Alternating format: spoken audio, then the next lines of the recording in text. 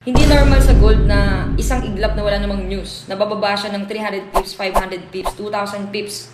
Tapos babalik siya ulit ng another 2,000 pips. It's not normal. So kung bago ka ngayon at ngayon ka palang nagtitrade, what I'm saying is mag-ingat ka talaga ngayon sa mga trades mo.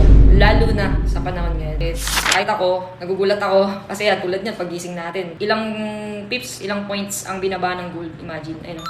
Ibig sabihin, ganyan yung naging sentiment ng mga tao and yung mga positioning ng mga big institutions. Kaya naging ganyan. Bumagsak si gold. And ito, dati yung ganitong move, hammer, dati iisipin mo na talagang big rejection na siya. But look at this, di ba? It's normal. Diba? Yung mga ganyang rejection ako, hindi mo na din iisipin. I just want to remind everyone na mag-ingat talaga din sa trades. Hindi porket pumaldo ka ng isang araw, kaya mo mag 20k ng isang araw, ay Superman ka na at yung all-in mo na kinabukasan. Hindi ganun. So, the same discipline, the same risk management, kailangan natin i-apply, especially at this time na ganito ka-volatile yung ating market.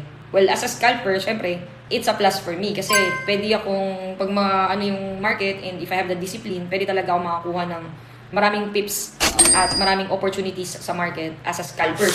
Kasi sasabayan mo lang talaga, diba? Sabayan mo lang yung mga maliliit na galaw ng gold, ng silver, ng mga forex trades. Yan. Scalper ka, day trader ka man, or swing trades. Pare-pareho yan na may risk pa din